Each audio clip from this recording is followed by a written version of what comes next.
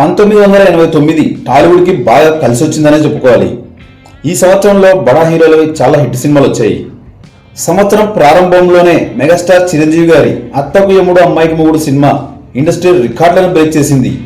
పట్టుమని 3 నెలల గ్యాప్తోనే బాలయ్య బాబు ముద్దుల మామయ్య సినిమాతో చిరంజీవి రికార్డులని తుడిచిపెట్టేశాడు. 1989కి గాను బాలయ్య బాబు సినిమా ముద్దుల మామయ్య అత్యధిక కలెక్షన్లు కలెక్ట్ చేసిన సినిమాగా నిలిచింది.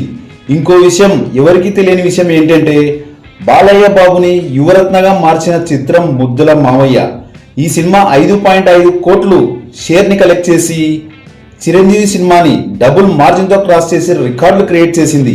ముద్దుల మామయ్య కన్నా ముందున్న చిత్రాలకి ఈ చిత్రానికి చాలా తేడా ఉంది. బాలయ్య కెరియర్లో ముద్దుల మామయ్య చిత్రం తర్వాత బాలయ్య బడా హీరోలని తొక్కుకుంటూ వెళ్ళి సవాలు విసిరి టాప్ లెవెల్కి నంబర్ 1 స్థాయికి చేరారు. నటసింహం బాలకృష్ణని తిరుగులేని స్టార్గా మలిచిన చిత్రం ముద్దుల మావయ్య. సోలో హీరోగా బాలయ్య బాబుకి ఫస్ట్ ఇండస్ట్రీ హిట్ మూవీ ముద్దుల మావయ్య.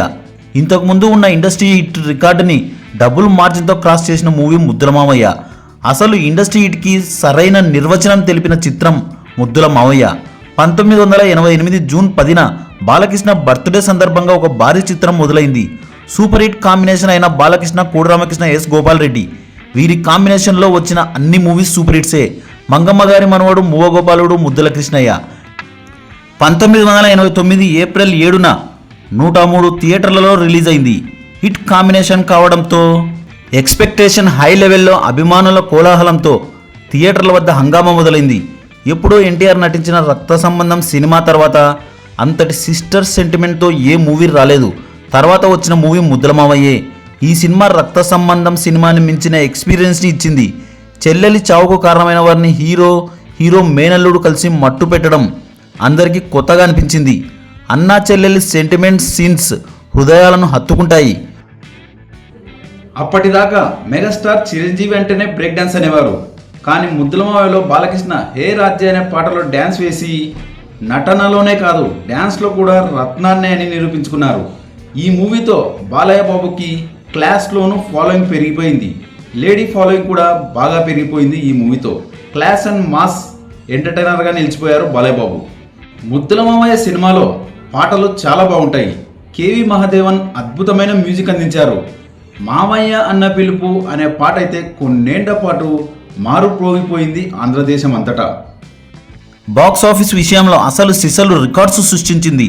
ఇండస్ట్రీకి సరైన నిర్వచనం రుచి చూపించిన మూవీ ముద్దుల మావయ్య 50 రోజులకు పైగా హౌస్ఫుల్గా ప్రదర్శింపబడింది. వైజాగ్, రాజమండ్రిలలో 100 రోజుల హౌస్ఫుల్ బోర్డ్స్ దర్శనమిచ్చాయి.